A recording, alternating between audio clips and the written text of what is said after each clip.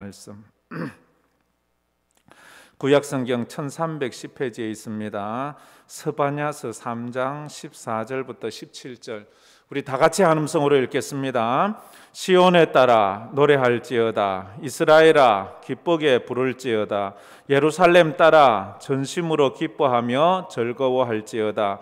여호와가 내 형벌을 제거하였고 내 원수를 쫓아냈으며 이스라엘 왕 여호와가 내 가운데 계시니 내가 다시는 화를 당할까 두려워하지 아니할 것이라. 그날에 사람이 예루살렘에 이르기를 두려워하지 말라. 시온아 내 손을 늘어뜨리지 말라. 너의 하나님 여호와가 너의 가운데에 계시니 그는 구원을 베푸실 전능자이시라. 그가 너로 말미암아 기쁨을 이기지 못하시며 너를 잠잠히 사랑하시며 너로 말미암아 즐거이 부르며 기뻐하시리라 하리라. 아멘. 저는 금요일 날 요즘 또 계속해서 고난 가운데 깨닫는 하나님의 은혜에 대해서 말씀을 하고 있습니다. 여러분들이 이럴 때 좀 고난에 대해서 어떻게 대처해야 되는지를 공부하고 훈련해서 여러분의 인생에 앞으로 고난이 왔을 때 이 말씀들이 생각이 나서 이 말씀으로 고난의 때를 믿음으로 이겨내기를 간절히 축복합니다. 지금 고난을 당하는 분들도 있지만 우리 인생 가운데 햇빛만 있는 인생이 어디 있습니까? 구름도 있고 먹구름도 있고 비바람도 있지요. 그래서 고난 가운데 깨닫는 하나님의 은혜, 고난 가운데도 하나님의 은혜가 있다는 거예요.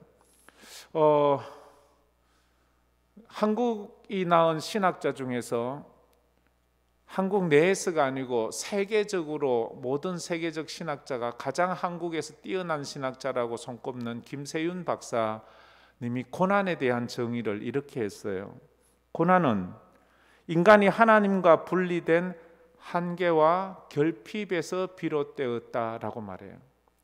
고난이라는 것은 인간이 하나님에게서 분리되면서 생기는 한계성, 결핍성. 근데 인간이 어떻게 하나님에게서 분리되었는가 하면 그건 아담의 범죄로 말미암아 인간이 하나님에게서 분리되었다는 거예요. 인간은 능력이 부족하기 때문에 거기에서 불안이라는 것이 내 능력의 한계 때문에 불안이 오고요. 시간의 결핍 때문에 우리는 늙고 병들고 죽습니다. 그리고 모든 피조물들도 인간만 이렇게 고통해야 하는 것이 아니라 이 땅에 있는 모든 피조물들이 자연계까지 합쳐서 신음을 한다고 로마서 8장은 말하고 있습니다.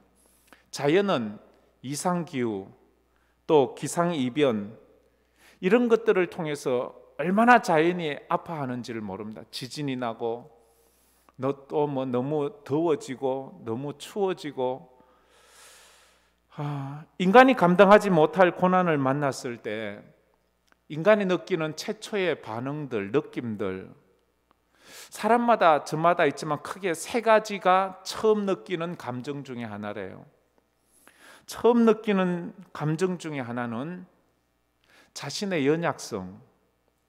그래서 연약성은 누가 나 좀 도와줬으면 좋겠는데 누가 나 좀 도와줄 사람 없나?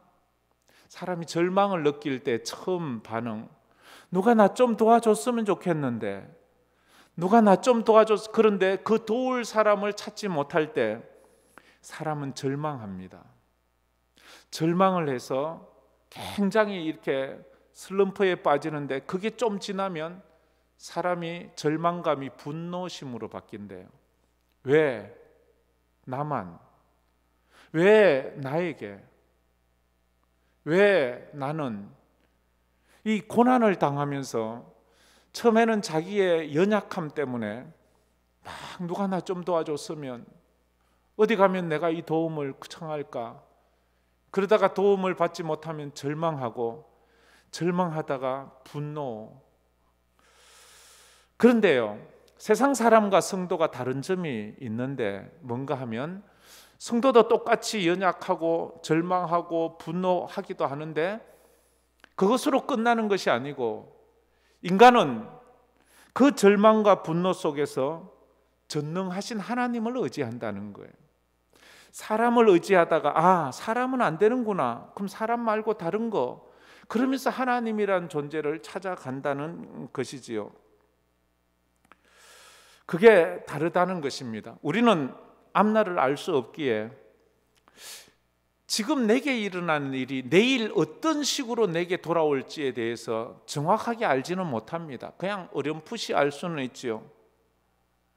그래서 내가 지금 내게 일어나는 일이 어떻게 내게 내일 영향을 미칠지 이걸 알 수만 있다면 지금 일어난 일에 대해서 기뻐할 수도 있고 절망할 수도 있지 않겠습니까? 그래서 지금 상황만 내가 잘 해석할 수 있으면 교만해지지 않을 수 있고 절망해 하지 않을 수가 있습니다. 이걸 중국 사자성어 가운데 이런 말이 있어요. 제가 전에 한번 설명을 해드렸지 싶은데 세옹지마라고, 세옹지마란 말을 우리가 들어 쓰잖아요, 그죠? 세옹지마라는 말은 세옹이라는 어른의 말이라는 뜻입니다. 세옹지마, 세옹이라는 어른의 말 이야기입니다. 어느 날 이 세옹이라는 분이 말을 키우고 있었는데 중국에서 기르던 이 말이 자식같이 생각하던 이 말이 어느 날 집을 나가버렸어요. 그러니까 마을 사람들이 찾아와서 위로한다고 하는 말이 아이고 어르신 그렇게 자녀 같은 아들 같은 말이 집을 나가서 잃어버렸으니까 얼마나 속상하십니까? 막 이렇게 위로하니까 하는 말이 아니 그 말이 나갔는데 그것이 내게 덕이 될지 해가 될지 어떻게 합니까? 지나가 봐야 알지요. 그렇게 말했어요. 그런데 며칠 후에 집 나간 말이 다른 암말을 데리고 들어왔어요. 그러니까 말이 2마리가 돼버렸어요. 그러니까 마을 사람들이 또 저 집에 경사 났다고 말이 2마리가 됐다고 재산이 늘었다고 막 이러는 거예요. 그래서 사람들이 와서 어르신 축하합니다. 왜 말이 이렇게 말을 또 데리고 왔네요 하니까 하는 말이 저게 이 말을 데리고 온 것이 내게 덕이 될지 해가 될지 어떻게 합니까? 두고 봐야 알지요. 그러다가 얼마 후에 그 세옹이라는 어른의 아들이 있었는데 그 아들이 그 집에 데리고 온 그 말을 타다가 그만 말에서 뚝 떨어져 버렸어요. 말에서 떨어져서 발이 부러져 가지고 그만 장애인이 돼 버렸어요. 그러자 마을 사람들이 또 막 와서 하는 말이 참 어르신 저놈의 말이 들어오더니 어르신 집안을 완전히 망쳐 놓는군요.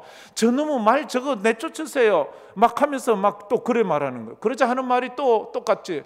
우리 아들 발 다친 게 덕이 될지 해가 될지 어떻게 합니까? 그런데 그러자가 얼마 후에 전쟁이 일어났어요. 전쟁이 일어나다 전부 다 남자들 징집면령이 내렸는데 장애인은 거기서 싹 빠지는 거예요. 멀쩡한 사람은 전부 전쟁터에 나가면 죽는 거예요. 그래서 장애인 아들이 싹 전쟁터에 안 가자 사람들이 또 와서 하는 말이 그때 그 발 다친 게 이렇게 좋은 결과가 올리라고 어떻게 알았으면 축하합니다. 이러니까 또 하는 말이 이게 내게 좋은 일일지 나쁜 일일지 어떻게 하냐고. 거기에서 유래한 말이 세옹지마예요. 무슨 말이에요? 우리는 지금 내게 일어나는 이 일이 장차 내게 어떤 결과로 주어질 것인지에 대해서는 모른다는 거예요. 사람들은 단지 지금 나쁘다고 내일도 나쁜 줄 알고 막 호들갑을 쳐요. 이거 뭐 어떠냐고 저쩌냐고. 어떤 사람은 지금 좋다고 내일도 내게 좋은 일이 있을 것이라고 착각하면서 그걸로 막 교만해해요. 그럴 거 없다는 거예요. 우리는 하나님 앞에서 지금 내가 당하고 있는 이 고통과 아픔이 앞으로 내게 어떤 결과로 올지, 지금 내가 웃고 있지만 이 웃는 것이 내게 어떤 결과가 당할, 언제나 겸손하게 하나님의 뜻을 바라볼 수 있는 그런 사람이 되어야 합니다. 우리는 어리석어서 하나님께서 미리미리 말씀해 주셔도 그걸 못 깨달아요. 그게 우리 인간의 한계예요. 하나님이 말씀해 주시는데도 우리는 그것을 못 깨달아. 성도인 우리가 알고 있는 사실은 하나밖에 없지요. 예수 믿는 사람이 아는 것 하나 있잖아요. 내 인생이 어떠하든지 결국은 하나님이 합력하여 선을 이루실 것이다. 할렐루야. 지금은 힘들지라도, 아니 지금 좋을지라도 하나님께서는 어쨌든 합력해서 선을 이룬다. 선은 하나님의 뜻을 이루는 거예요. 결국 뭐예요? 우리를 구원하시는 거예요. 우리를 천국으로 인도해 가신다는 거예요. 그래서 욥이 그렇게 말하잖아요. 나의 가는 길을 오직 그가 아시나니. 그만이 아는 거예요. 나는 몰라요. 그가 아시나니. 그가 나를 단련하신 후에는 내가 순금같이 나오리라. 결국 선을 이루리라. 그렇게 말하는 거예요. 우리가 확신하고 믿는 것은 우리 인생의 종착역은 천국이라는 거예요. 우리 인생의 종착역은 천국입니다. 할렐루야. 한 사람도 지옥 가지 마세요. 천국 가세요. 그래서 지금 힘들고 어려워도 하나님께서 그렇게 잘 인도하실 것이다. 그렇게 믿습니다. 구소련의 독재자 스탈린이 소련을 다 점령하고 그렇게 나라를 세우고 난 다음에 2차 세계대전 이후에 소수민족과 그 다음에 소련 안에 있는 기독교인들을 말살하기 위한 정책을 하나 씁니다. 그게 뭔가 하면 소수민족과 기독교인 마을에 있는 사람들을 대거 이주시키는 거예요. 그래서 막 흩어버리는 거예요. 같이 이렇게 뭉쳐 살던 사람들을 다 흩어버려요. 그 중에 하나가 고려인들이 있었어요. 이 조선족이죠. 조선족. 어느 날 만주에 살고 있는 조선족 마을에 이 구소련 군사들이 와서 마을 사람들을 무자비로 붙잡아서 열차에 태웠습니다. 열차를 태워서 시베리아 그 벌판을 지나가면서 군데군데 한두 명씩 던져 놓는 거예요. 그 얼어 죽을 것 같은 그 추운 벌판에. 그래서 수많은 사람들이 얼어 죽고 굶어 죽고 병들어 죽었어요. 그런데 거기서 살아남은 사람들은 뿔뿔이 흩어져 중앙아시아 이 소련 전역에 흩어져서 그렇게 고려인으로 살아가게 되었습니다. 그 고려인이라는 이름이 카레이스키라는 이름으로 아직도 고려족들이 많죠. 그 중에는 살아남은 사람들은 제법 그 나라의 중앙아시아 나라들마다의 영향력을 끼치는 그런 사람들이 되어 있습니다. 그처럼 그때 기독교인들도 막 무차별하게 붙잡아다가 막 그냥 시베리아 벌판에 던지는 거예요. 이건 뭐 거의 짐승의 먹이가 되든지 얼어 죽든지 뭐 병들어 죽든지 굶어 죽든지 뭐 이런 뭐 그러든지 말든지 이렇게 막 소련 군사들이 그렇게 뿌려놨는데 거기서 살아남은 그리스도인들이 전역에, 그러니까 이 소련 전역에 흩어져 버렸으니까 그들이 없어지라고 그랬는데 구소련이 무너지고 난 다음 러시아 제국이 일어나고 난 다음에 소연방들이 분리되면서 선교사들이 들어가니까 지역마다 예수 믿는 사람들이 있는 거예요. 하나님은 그런 아픔과 그런 고통을 통해서 어떤 일을 이루어 가시는지 우리는 모릅니다. 그러나 하나님의 뜻은 하나님께서 아신다는 거예요. 우리는 지금만 보니까 그걸 잘 모르지요. 오늘 우리가 읽은 이 스바냐서의 배경이 어떤가 하면 스바냐는 지금 예언하기를 유대 민족이 망하기 한 50년 전에 예언한 것인데 망했을 때의 모습들을 예언하고 있는 거예요. 이제 나라가 망하고 이제 포로되어 이국 멀리 붙잡혀 갈 그런 처지에 놓여 있는 그들을 보면서 예언을 하고 있는 거예요. 이미 아수르는 망했어요. 북이스라엘은 아수르에게 망했어요. 이제 남유다만 남아 있고 남유다도 이제 한 50년 후면은 완전히 바벨론에 의해서 멸망되는 그때의 모습에 고난이 오기 전에 이 선지자는 이스라엘 백성들에게 경고와 회복의 메시지, 너희들이 하나님 앞에 회개하면 돌아온다는 그런 메시지를 전합니다. 이스라엘 민족과 다른 민족의 차이가 뭔가 하면, 다시 말하면 예수 믿는 그리스도인들과 세상 사람들과의 차이가 뭔가 하면 이거예요. 미래에 대한 예언을 가지고 있느냐 없느냐 하는 거예요. 이스라엘 민족은 언제나 하나님께서 미래에 대한 예언을 주셨어요.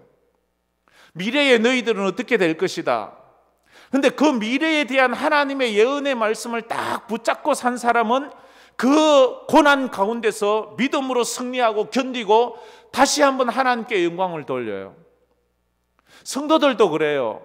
미래에 대한 약속을 붙잡은 사람, 언약을 가지고 있잖아요. 다시 오실 재림의 주님, 하나님이 함께 하신다는 그 언약의 말씀을 붙잡은 사람은 그 고통 가운데서도 그 언약의 예언을 붙잡고 믿음으로 살아요.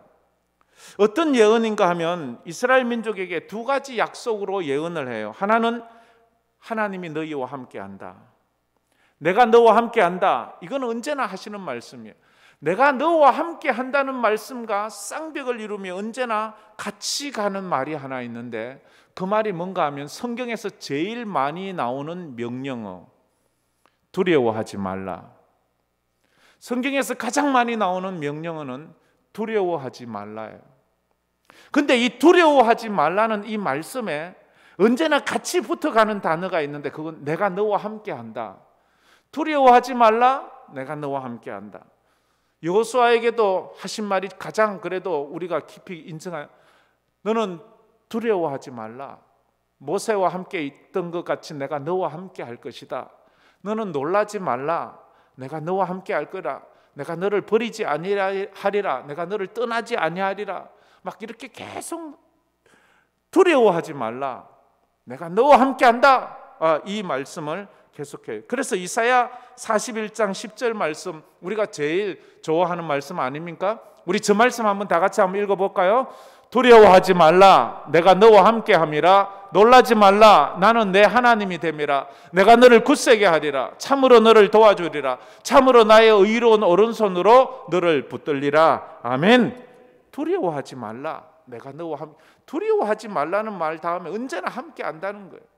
늘 그 말은 쌍벽을, 한 짝을 이루어서 움직이는 것 같이 그렇게 말씀합니다. 스바냐 이 선지자가 활동할 때에 지금 유대 나라의 왕은 누구냐 하면 요시야 왕이에요. 요시야 왕은 다윗 왕 이후에 가장 위대한 성군, 믿음의 왕이라고 이렇게 칭해집니다. 남유다에는 8명의 성군이 있어요. 그 8명의 성군 중에서 탑 2를 꼽으라면, 가장 그래도 성군으로 꼽을 수 있는 왕을 꼽으라면, 그러니까 분리된 이후 다윗 솔로몬 이후를 말하죠. 그 왕은 첫째 히스기야 왕과 요시야 왕이에요. 그런데 이 둘 중에 더 위대한 왕을 하나 꽂으라 이러면 요시야 왕이에요. 요시야 왕은 16살에 왕이 되고 그가 종교 개혁을 합니다. 종교 개혁을 하면서 여가 종교 개혁을 일으키고 불꽃을 한번 확 피우고 나서 유대 나라가 몰락을 하는데, 그리고 50년 후에 나라가 망해요. 그런데 어떻게 금방 나라가 망하게 된 이 왕이 어떻게 그렇게 위대한 왕이 되느냐 하면, 이 요시야 왕이 개혁 운동을 함으로 그 개혁 운동의 영향, 이 부흥 운동의 영향이 그 잠시지만 유다 전역으로 확 확산이 돼요. 이 개혁 운동은 절기와 말씀이었어요. 절기와 말씀 운동을 하는데 유월절을 회복하고 말씀을 회복했어요. 한순간 번쩍 일어났다가 사라졌는데 그게 유다 전역으로 퍼져요. 그런데 이 전역으로 퍼진 이 부흥 운동의 영향으로 이 백성들이 이제 얼마 있으면 바벨론으로 포로되어 가는데, 이때 받은 이 은혜에 힘입어서 바벨론 70년 동안의 포로 생활을 믿음으로 견디는 에너지가 돼요. 에너지가. 우리가 이 땅을 살아갈 때에 순간 번쩍하는 부흥의 은혜이지만, 그 부흥의 은혜가 내게 임하면 앞으로 내게 어떤 일이 일어날지 모르지만 그 고난이 내가 받은 그 은혜 때문에 이겨나갈 수 있는 힘을 주는데, 그런 역할을 한 사람이 바로 이 요시야 왕인 거예요. 그래서 이스라엘 백성들이 바벨론에서 포로 생활하면서도 믿음 잃지 않는 영적인 에너지를 마지막으로 확 공급했던 왕이 요시야이기 때문에 요시야 왕이 가장 위대한 왕으로 그렇게 손꼽히는 거예요. 그런데요, 우리가 잘 알다시피요, 사람은 절대로 저절로 위대해지지 않아요. 사람은 저절로 자기 혼자 위대해질 수가 없다고요. 왜? 사람은 자기는 불완전해요. 그래서 누군가가 그를 위대한 사람이 될 수 있도록 도와주고 섬겨주고 세워줄 때 그 사람이 위대한 사람이 돼요. 그런데 요시야 왕이 이렇게 유대 나라에서 가장 위대한 왕이 되게 만든 사람이 누군가 하면 스바냐 선지자예요. 선지자가 뭘 하겠어요? 왕에게 말씀을 전해주고 왕에게 믿음으로 살 수 있는 지혜를 주고, 그러자 그 지혜를 받은 왕이 그 시대에 종교 개혁을 일으키고 부흥운동을 일으켰다 하는 것입니다. 우리에게도 이런 영적인 에너지가 있어야 되지 않겠습니까? 이 코로나 시대를 우리가 이겨낼 수 있는 힘이 우리가 면역력을 키운다고만 해서 되는 게 아니잖아요. 지금 가장 큰 건 면역력도 중요하지만 멘탈이 지금 중요하다는 것 알지요? 그죠? 사람들이 다 지금 너무 지쳐 있어요. 그래서 막 사람들이 자기도 모르게 막 포근이 나가고 순간 절제하지 못하는 그런 일들이 많이 일어나고 있잖아요. 그래서 우리가 하나님 앞에 나와서 예배를 드리면서 하나님, 저희 황금교회가, 우리 황금교회 성도들이, 아니 이 대한민국의 교회와 성도들이 이 코로나 때를 이길 수 있는 믿음의 힘을 주시옵소서.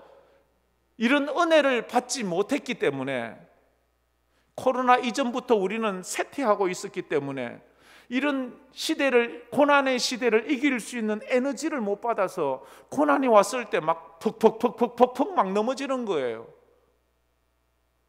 우리가 하나님 앞에서 또 계속해서 또 쓰나미처럼 또 다른 고난이 올 터인데, 하나님, 그럴 때에 우리가 주님 떠나지 않고 배교하지 않고 우리의 사명을 저버리지 않을 수 있는 믿음을 허락해 달라고 우리가 기도해야 돼요. 그럼 매달려야 돼. 그렇지 않으면 나도 모르게 어느 순간에 하나님과 등진 사이에 놓여 있는 나 자신을 볼 수가 있습니다.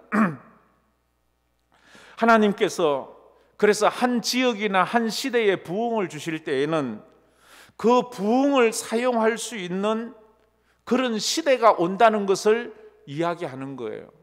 그 부흥을 통해서 더 강력한 부흥을 만들어내든지, 그 부흥을 통해서 고난의 때를 통과하게 하든지, 하나님은 그런 일을 위해서 부흥이라는 것을 주는 거예요. 초대교회에 그토록 큰 부흥을 주신 것은 그 부흥을 통하여 로마의 그 혹독한 핍박을 견딜 수 있는 에너지를 준 거예요. 우리 일제시대 때 우리 대한민국의 교회에 평양장대영교회를 비롯해서 그 강력한, 역사상 유례가 없는 강력한 부흥을 이 조선 땅에 주신 것은 일제시대와 6.25라는 혹독한 시련을 이겨나갈 수 있는 그런 에너지를 주기 위해서 하나님은 이 땅에 부흥을 허락하신 거예요. 하나님께서 우리 황금교회에도 부흥을 주신 것은 하나님께서 우리가 이 땅에서 우리의 사명을 감당하며 부흥의 역사를 만들어내든지, 아니면 앞으로 다가오는 그 쓰나미 같은 고난의 때를 믿음으로 이겨나갈 수 있는 에너지를 주어서 너희들이 그 힘으로 그것 이겨내라.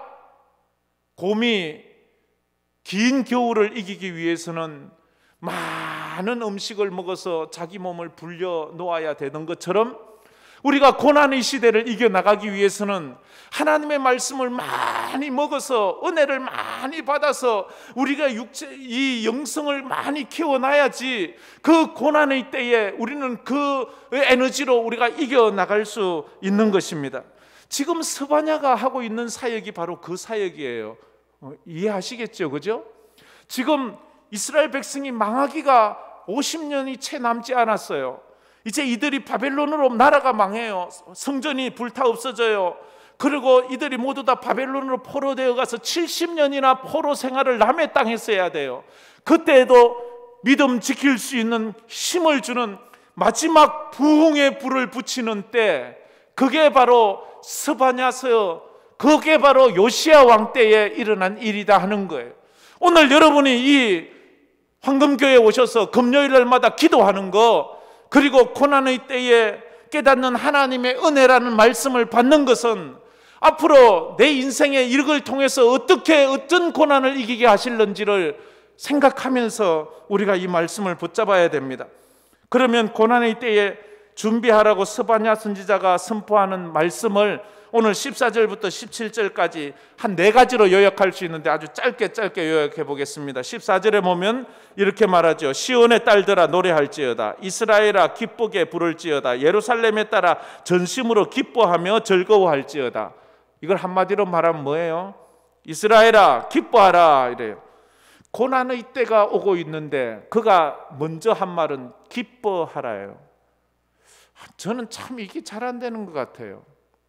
사도 바울도요, 고난의 때를 준비하기 위해서 빌립보 교회도 데살로니가 교회에도 한 말이 뭐예요? 항상 기뻐하라. 내가 다시 말하노니 기뻐하라. 데살로니가 교회 항상 기뻐하라. 쉬지 말고 기도하라. 고난을 준비하기 위해서 기쁨을 잃지 말아요. 혹시 여러분 코로나 때문에 기쁨을 잃어버렸나요? 여러 가지 직장 문제로, 가정 문제로, 삶의 문제로 기쁨을 잃었나요? 그러면 고난을 이길 수 없어요. 기쁨을 빼앗긴 성도는 예배의 기쁨과 섬김의 기쁨과 하나님의 은혜의 기쁨을 빼앗겨버린 성도는 고난을 이길 수 없어요. 하나님, 저에게 기쁨을 주세요. 저에게 기쁨을 주세요. 두 번째 15절은 또 이렇게 말하고 있습니다. 이스라엘 왕 여호와가 너희 가운데 계시다. 이 15절 말하고, 우리 15절 말씀은 한번 다 같이 한번 읽어보도록 하겠습니다. 여호와가 내 형벌을 제거하였고 내 원수를 쫓아냈으며 이스라엘 왕 여호와가 내 가운데 계시니 내가 다시는 화를 당할까 두려워하지 아니할 것이라. 여기 보면 이스라엘 왕 여호와, 이스라엘의 왕 여호와가 너희 가운데 계시다는 거예요. 가운데라는 말은 이 히브리 말은 심장이라는 뜻이에요. 심장 속에 있다 이 말이에요. 하나님께서 우리 심장 속에, 우리 심령 속에 있다 이 말이에요. 우리 옆에 있는 그 정도가 아니고 하나님 우리와 함께한다. 그러니까 왕이 함께하니까 두려워하지 말라. 고난의 때에 왕이 함께한다. 우리가 어두운 밤에도 나와 함께 가는 친구만 있으면 그 어둠이 좀 무섭지 않잖아요? 힘겨운 인생길에 나와 함께하는 동반자만 있어도 그 인생길을 우리가 인내하며 갈 수 있습니다. 그런데 하나님께서 우리와 함께 하시는데 우리가 무엇이 어렵겠습니까? 하나님의 백성에게, 우리에게 가장 큰 형벌이 뭐예요? 가장 큰 형벌은요, 끔찍한 사고를 만나는 게 아닙니다. 불치병에 걸리는 것도 아닙니다. 비즈니스가 부도나는 것도 아닙니다. 가장 끔찍한 것은요, 하나님이 우리에게서 떠나는 거예요. 하나님이 나와 함께 하지 않는 거예요. 이가봇 하는 거예요. 이가봇. 하나님이 떠나면 이스라엘은 그들이 가진 모든 것이 근본적으로 사라져요. 쉽게 말하면 우리에게서 태양을 하나님이 가져가시면 우리는 아무리 있어도 다 그건 끝이에요. 아무리 금덩어리가 있고 뭐가 있어도 태양이 사라지는 그 순간 우리 생명은 끝이 나는 것처럼 세상적으로 모든 것이 있는 것 같지만 하나님이 나를 떠나는 그 순간 하나님의 백성은 끝나는 거예요. 끝나는 거예요. 사실 하나님은 어디나 계시잖아요. 그런데 우리가 그것을 느끼지 못할 때가 있잖아요. 성경은 언제나 하나님은 우리와 함께 한다고 하는데 범죄한 인간은 하나님이 우리와 함께 한다는 것이 느껴지지 않아요. 하나님은 나와 함께 하는데 나는 그 하나님이 느껴지지 않아요. 이게 범죄한 자의 특징이지요. 그래서 우리가 하나님께서 우리와 함께 한다는 것을 너가 느끼지 못한다고 하나님이 안 계시다고 말하지 마라. 네 눈에 보이지 않는다고 하나님이 없다고 하지 말아라. 네가 만져지지 않는다고 하나님을 무시하지 말아라. 하나님은 너와 함께 한다.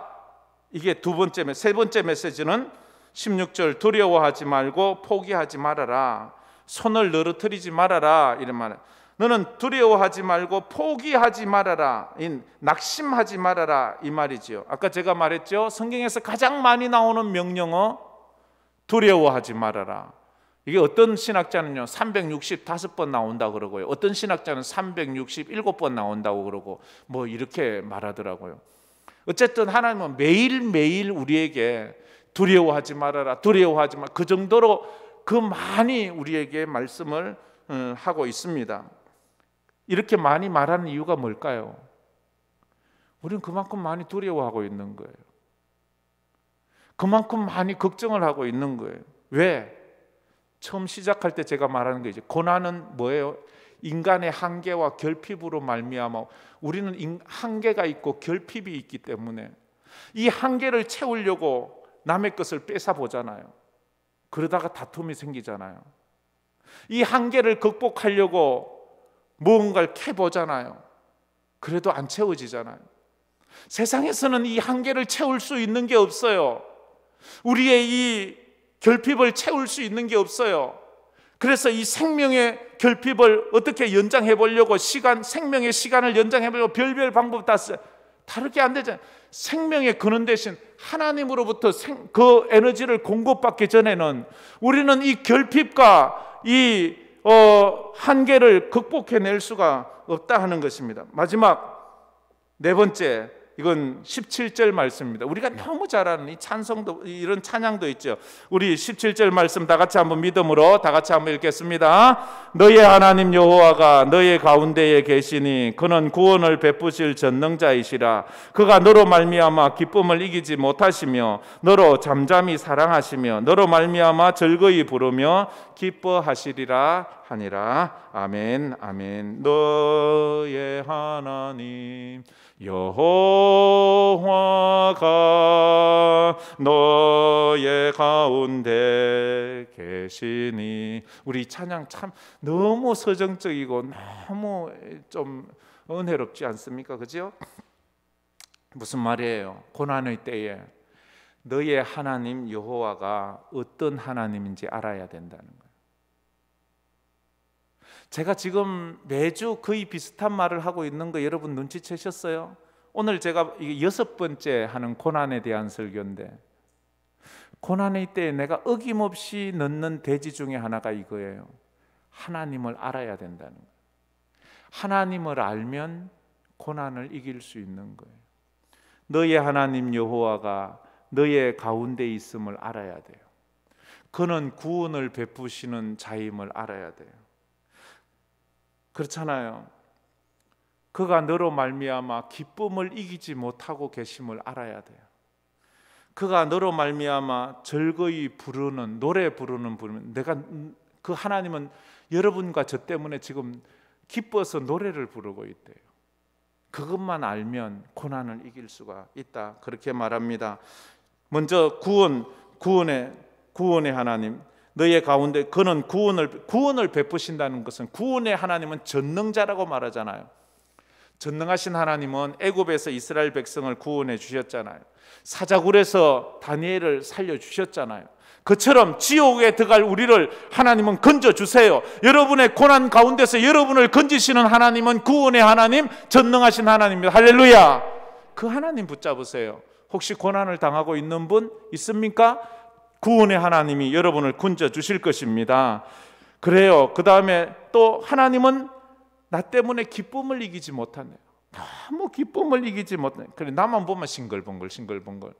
엄마가 아기만 보면 너무 기쁜 것처럼, 아기가 하는 모든 행동, 옹알이도 기쁘고 기는 것도 기쁘고 그저 뭐 먹는 것도 기쁘고 보면 막 그냥 귀여워서 막 못 사는 거예요. 그처럼 하나님께서 저와 여러분을 보시면 그렇게 기쁘시다는 거예요. 그 우리 존재 자체가 그렇게 기쁜 거예요.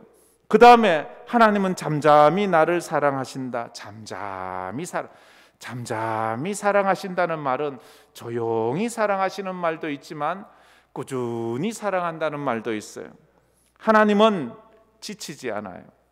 하나님은 변하지 않아요. 지난주에도 제가 지치지 않는 사랑을 이야기했지요. 하나님의 사랑은 지치지 않아요. 하나님의 사랑은 변하지 않아요. 우리의 사랑은 지쳐요. 낙심해요. 변해요. 그러나 하나님은 변하지 않아요. 하나님은 지치지 않아요. 하나님은 지겨워하지 않아요. 하나님은 뒤돌아서지 않아요. 하나님은 너무 크고 위대하셔요. 너무 크고 위대하셔서 그 지치지 않는 사랑을 우리에게 보여주고 싶은데 하나님이 직접 우리에게 올 수 없어요. 하나님이 오시면 그 하나님의 거룩함 앞에 우리는 다 죽어요. 그래서 하나님이 하나님의 사랑을 보여주려고 어떨 때 태양을 보내요. 어떨 땐 바람도 보내요. 어떨 땐 하늘에서 비도 내려요. 어떨 때는 사람도 보내줘요. 그래서 하나님의 사랑을 깨닫게 하는데 우리는 이 어리석고 무지해서 하나님이 보내신 태양은 감사하고 태양은 좋아하는데 그 태양을 만드시고 태양을 보내신 하나님께는 감사를 하지 않아요. 우리는 하늘에서 비가 오지 않아 힘든데 하나님이 우리를 사랑해서 비를 내려주면 비 때문에 비한테 이렇게 비한테 절을 하고 우상을 섬기면서도 비를 보내신 하나님을 감사하지 않아요. 여러분의 인생에 있어서도 그럴 때 무슨 일이 있어서 그것 때문에 막 기도했는데 그걸 주니까 그것만 좋아하지 그걸 주신 하나님은 기뻐하지 않고 감사하지 않아요. 우리의 연약함이 거기에도 나온다 하는 거예요. 우리는 부모님이 뭘 나눠주면 주신 건 너무 감사해요. 근데 부모님을 내게 주신 하나님께는 감사하지 않아요. 마지막으로 하나님은 나 때문에 노래 부르신대요. 하나님의 노래의 제목은 나예요. 여러분이에요. 하나님은요, 우리가 하나님을 찬양해야 되잖아요. 성경은 언제나 하나님을 찬양하라 했지 하나님이 우리 때문에 찬양하고 노래한다는 말은요, 여기밖에 안 나와요. 그만큼 하나님은 우리 때문에 막 너무 기뻐서 노래가 흥얼흥얼 저절로 나오는 거예요. 나 주님의 기쁨 되기 원하네. 우리 이 찬양 부르잖아요. 내 마음을 새롭게 하소서. 이 찬양 우리 자꾸 부르잖아요. 하나님께서 천지 만물을 지으시고 사람을 지으시고 심히 좋았더라 했던 것처럼 그래요. 엄마가 아이를 볼 때 그냥 웃고 그냥 미소 짓잖아요. 세상에서 그래서 가장 행복한 사람이 누굴까요? 이 하나님의 사랑을 깨달은 사람이 가장 행복해요. 그래서 하늘을 두루마리 삼고 바다를 먹물 삼아도 하나님의 사랑 다 기록할 수 없다고 말하는 거예요. 하나님의 사랑, 날 사랑하시는 그 하나님, 날 보고 기뻐하시는 그 하나님 사랑, 나를 사랑하는 그 하나님의 사랑은 지치지 않아요. 아기를 보고 아기가 똥을 싸든 오줌을 싸든 뭐 먹은 거 토해내든 뭐 엄마는 그게 귀여운 거예요. 그게 좋은 거예요. 그처럼 하나님은 우리가 말썽을 부리고 어째도 하나님은 우리를 사랑하시는 거예요. 왜? 그 아들을 십자가에 못 박아 내놓으시기까지 우리를 사랑하신 그 하나님의 사랑과 열심은 지치지 않기 때문이에요. 변하지 않기 때문이에요. 이걸 깨달으면 고난 가운데서도 날 사랑하시는 하나님의 은혜를 기억하면서 우리가 믿음으로 살아갈 수 있는 거예요. 성도는 어려움 때문에 기도하기 전에 날 사랑하시는 하나님의 사랑을 깨닫게 해달라고 기도하는 은혜가 있기를 주의 이름으로 축복합니다. 그러면 되는. 그래서 우리 이 찬양 한번 불러봅시다. 너의 하나님 여호와가